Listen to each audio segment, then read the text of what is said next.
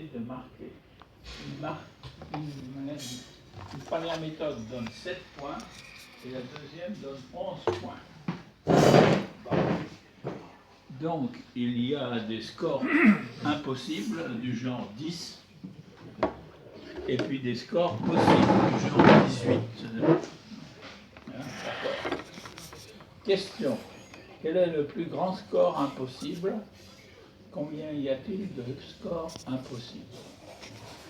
Alors on se dit, bon, c'est une question banale, il n'y a rien à glaner là-dedans. Et pourtant, l'intuition vous dit qu'il y a quelque chose. Ah, alors, quel est le plus grand score impossible? Je vous le donne, c'est 59. Parce que les 7 scores qui suivent sont tous possibles. Et après, il suffit d'ajouter 7 pour faire tous les suivants. Ça, il faut connaître les règles du rugby. Hein. Oui, oui. Moi, je suis un Ouais, peu... non, ça, c'est... Alors, 60, c'est 49 plus 11, donc c'est possible. 49 est quand même multiple de 7. 61, c'est 28 plus 33. 62, c'est 7 plus 55. Il faut que ce soit un multiple de 7 et un multiple de 3. Le 11. Et pourquoi pas 9 fois 11, 90. Ah non, non, mais c'est un exemple. Après, vous allez voir. Ça. Bon, 63, 63, c'est 7 fois 9. 64, c'est 42 plus 22. 65, c'est 21 plus 44. Et 66, c'est 6 fois 11. Donc, ils sont tous les 7 possibles. Donc, après, tout est possible. Mais il faut vérifier que 59 est impossible. Alors, généralisation, au lieu de 7 et 11, A et B. Alors, A et B, s'ils ne sont pas premiers entre eux, ils ont un diviseur commun et tout sera multiple de ce diviseur. Il y a une infinité de scores impossibles.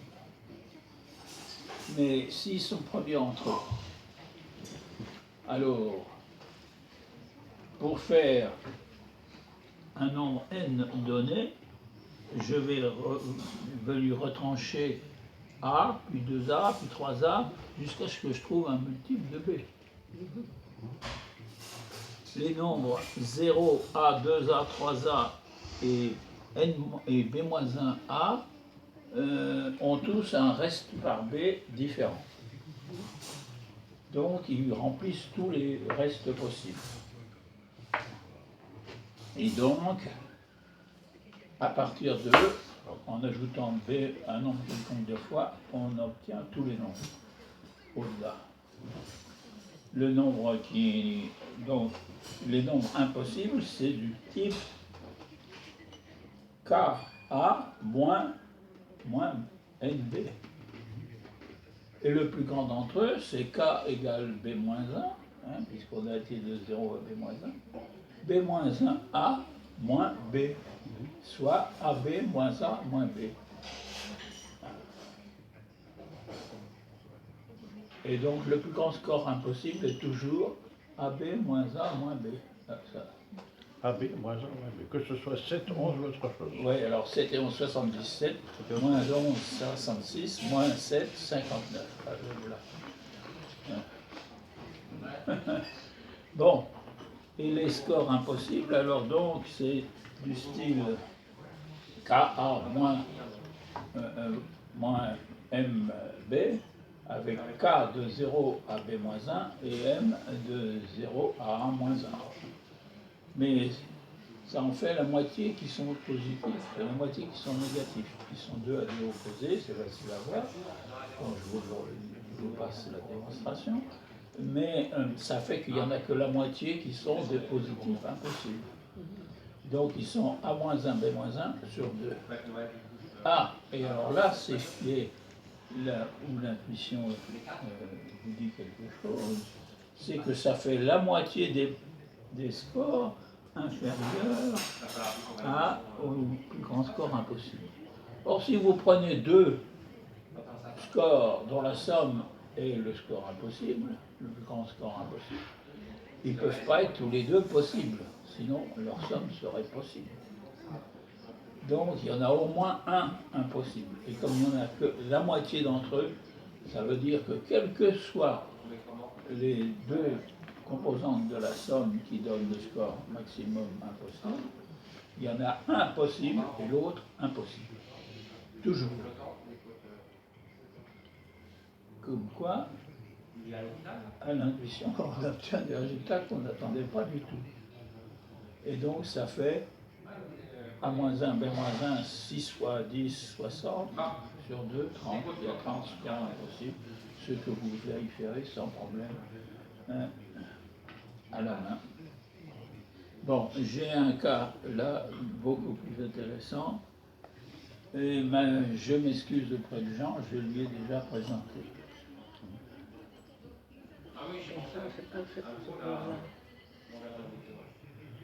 Au Club Science. Non. Je te l'ai déjà présenté. Ah oui, Alors tu peux te proposer. Non, mais c'est intéressant. Alors voilà de quoi il s'agit. Considérons le problème suivant, qui sort de la mécanique quantique, soit un espace à k dimensions. K ou 4 44, K ou 4 K. K. Bon, je vais prendre un autre nombre, M. Et on demande combien y a-t-il de points de coordonnées entières sur l'hypersphère de centre à l'origine et de rayon R. Vous imaginez que c'est un nombre pas si facile. Alors, c'est là que je regrette de ne pas avoir un tableau noir. Enfin bon. Alors il faut donc... Là, il faudrait un tableau, tu vois, on ne peut pas... Il faut donc des points x1, x2, xm, tous entiers, tels que la somme des carrés fasse R2. Il faut évidemment que R2 soit un nombre entier. Donc on l'appelle N, et la somme s'appelle SM de N. Bon. Comment la faire? Oh, ben, dans le cas où le nombre N est petit, N égale 0, 1, 2 ou 3, eh bien, on ne peut pas se permettre de faire des x qui valent 2, parce que ça fait déjà 4 dans la somme. Donc, c'est les plus ou moins 1. Les x sont des plus ou moins 1. Alors, il en faut n, il en faut m plus ou moins 1 sur n en tout. Non, m ça ne va pas. Il faut prendre un autre mot. P. Alors, on fait P dimensions et n la somme des carrés. Bon, il faut donc tous des plus ou moins 1. On prend le nombre de combinaisons CNM et comme ils peuvent être plus ou moins 1, il y en a n, 2 puissance n, CNP. Pardon. Là, tu dis 2 puissance n ensuite CNP. 2 puissance Nombre de CNP. combinaisons. CNP. Depuis. Bon, ça c'est bas. Mais le cas général peut s'obtenir à partir du cas où P, et on considère les espaces à P moins une dimension au lieu de P. Alors, on fait xk, x le dernier xp égale 0, et l'on a S de P moins 1 n, où on fait x P égale plus ou moins 1, et alors ça nous en fait S de P moins 1, N moins 1. Et puis S de P moins 1, N moins 4, S de P moins 1, N moins 9, etc. en prenant x égale 1, 2, 3, 4. Donc on peut de la sorte, de proche en proche, avoir n'importe quelle valeur de SP de N. Et voici les tableaux correspondants. Vous avez N en verticale, descendante, P en horizontale vers la droite, et évidemment ça grandit au fur et à mesure que P grandit et que N grandit. Alors, P grandit, évidemment, c'est toujours plus il y a de dimensions, plus il va y avoir de points. Ça, c'est obligatoire. Par contre, N grandit, c'est pas évident que ça grandisse aussi. Et dans le cas, alors par exemple, dans le cas où P égale 1, c'est-à-dire une dimension, il faut que N soit un carré parfait. Mais il faut que ça fasse 2 points. Et donc il y a plein de zéros en dehors des carrés parfaits. Si c'est 2 dimensions, alors c'est le cercle dans un plan. Le cercle dans un plan, eh bien les carrés parfaits, on progresse par 8, soit 0, soit 1, soit 4. 9, tous les carrés impairs sont des 8K plus 1. Donc ils ont toujours un reste par 1. Et donc en prenant x1 carré plus x2 carré, on peut avoir par reste comme par 8 que 0, 1, 2, 4, 5. Mais c'est tout. On ne peut pas avoir 3, 6 ou 7. Donc il y a plein de zéros aussi dans la colonne 2. Mais quand on prend des grandes valeurs du nombre de dimensions, P égale 10, ça devient beaucoup plus régulier. Alors, évidemment, remplir un tableau pareil, c'est pas du tout sympathique. Et quand vous voulez S30-40, ben, il faut 1200 cases à remplir. Autant dire que personne ne le fait. Alors, on veut avoir des valeurs approchées. Comment fait-on? Alors, on considère le volume d'une sphère.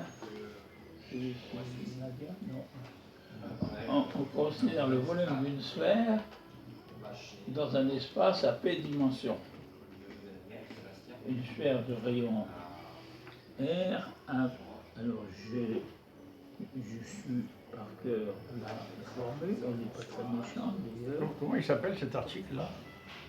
Ça, c'est de l'intuition en mathématiques. Ah, tu parles de l'intuition. Je croyais qu'il fallait parler du chaos et du déterminisme. Ben non, on m'a dit l'intuition en mathématiques.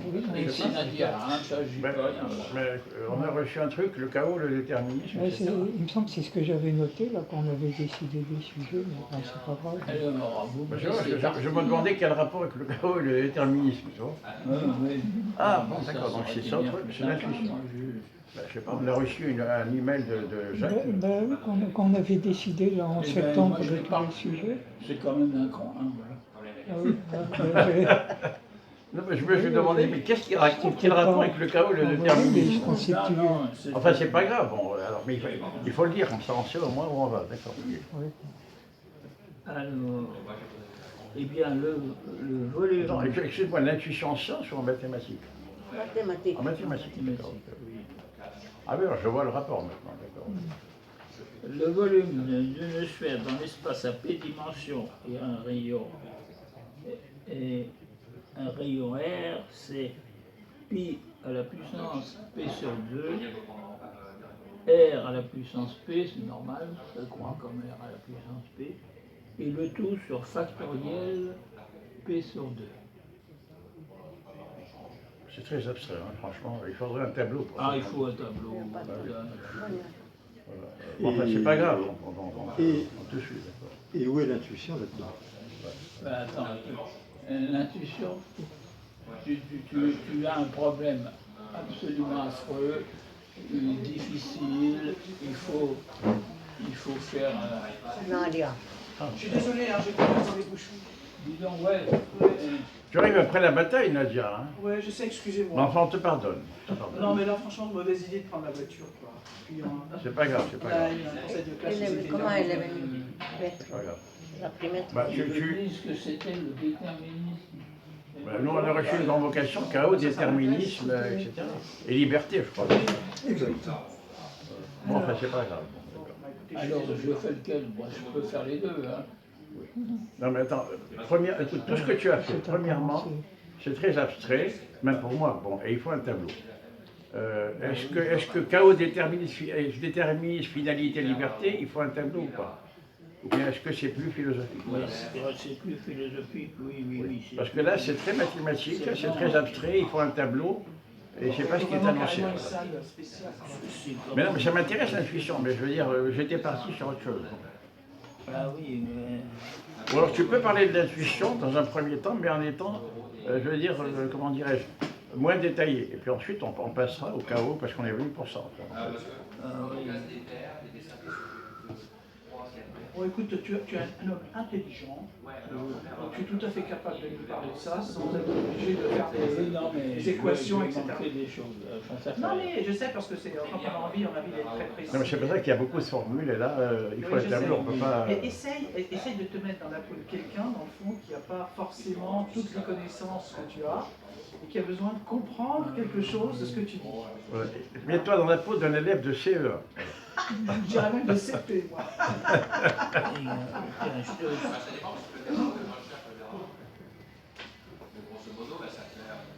Parce que des rapports mathématiques, tout ça, ma femme pourrait en parler, hein, dans les intervalles les musicaux, tout ça, donc ça c'est un autre sujet. Mais tu es dans les espaces à n dimensions. Déjà à 3 dimensions, c'est pas facile. Voilà. C'est bien. Oh, c'est une ordonnance, hein, la perdez pas. C'est bien, vous le J'ai calez quand même une pas. question avant qu'on commence. Je trouve qu'on est de moins en moins nombreux. Et je me posais la question de savoir pourquoi on est si peu nombreux. Est-ce que c'est à cause du Covid? Est-ce que Non, c'est, parce que il fait trop froid. Parce qu'à cause du Covid, Froide. à cause du froid, et puis parce que moi, quand je fais une conférence, bon, il y a Jacques qui fait son annonce, mais moi, j'invite aussi mes propres. Alors, j'ai toujours une ou deux personnes qui viennent de mes Ouais, abonnés. non, mais si tu veux, je sais voilà. pas, j'ai l'impression quand même que cette histoire de Covid, ça a quand même... Il y a le Covid Covid et le et il y a le froid, froid. très, très froid. Et je vous signale qu'à